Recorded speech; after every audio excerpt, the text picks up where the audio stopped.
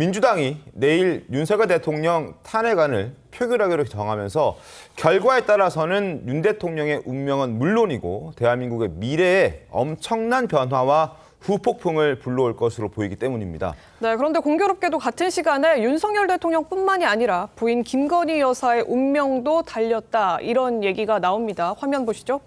윤석열 대통령 부부의 운명의 날 12월 7일 오후 7시입니다. 윤석열 대통령 탄핵안을 표결하고요. 김건희 여사 특검법도 재표결이 예정돼 있습니다. 대통령 부부에 대한 탄핵안 그리고 또 특검법을 동시에 처리하겠다. 이런 야당의 전략인 것인데 그래서 김건희 특검법도 10일에서 7일로 당겼죠. 지금 현재 시점으로는 이 오후 7시 표결도 더 시간을 앞당겨야 한다. 이런 얘기도 내부에서 나오고 있는 걸로 전해지고 있습니다.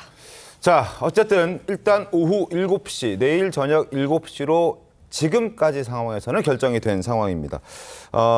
발의가 된 다음에 24시간 그리고 72시간 이내에 지금 표결을 할 수 있는 상황인데 어떻게든 최대한 늦춰서 내일 저녁 7시에 지금 본회의를 열어서 윤석열 대통령의 탄핵안과 그리고 김건희 여사의 특검법을 함께 표결에 붙이겠다라는 게 민주당의 방침입니다. 그 이유가 있을 겁니다. 자, 김재욱 대변인님, 왜 이렇게 늦게까지 최대한 끌어서 하겠다고 하는 겁니까? 예, 지금 이게 대통령을 탄핵하는 그런 상황까지 간다면 이 상황에서 가장 중요한 것은 아무래도 국민의 여론일 것입니다. 국민들께서 동의하지 않는 탄핵을 국회에서 의결할 수가 있겠습니까? 그렇기 때문에 저희가 최대한 국민 여러분들께서 그 동의를 더 많이 해주시고 그 동의가 아마 국민의 힘에게도 상당히 영향을 미치지 않게 될까라고 이제 좀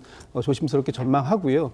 국민들께서 3일 전에 있었던 그 한밤의 기습적인 비상계엄 상황을 다 목도하고 계시지 않습니까? 그때 국회 민의의 전당이라고 하는 국회를 군인들이 완전 무장하고 군홧발로 창문을 깨고 민의의 전당을 짓밟았던 그런 현장들을 직접 보셨기 때문에 네. 아마도 그 부분에 대해서 위법적인 상황이다라는 걸 또 당시 국민의힘의 한동훈 대표까지도 목에 힘주어 말씀을 좀 하신 상황이기 때문에 그런 것들이 지금 국민들이 바라보고 있는 이런 위법한 행위에 대해서 어떤 책임을 물을 것인가 하는 부분들이 지금 나와 있는 상황이고요. 그런 네. 상황들을 국민들께서 아마 오늘 이후에 내일도 또 많은 또 지금 집회나 지금 시국 선언들이 이어지고 있지 않습니까? 네. 이 상황들이 최대한 전파가 돼서 아마 국민들께서도 국회에서 결정하는 이 탄핵의 결정이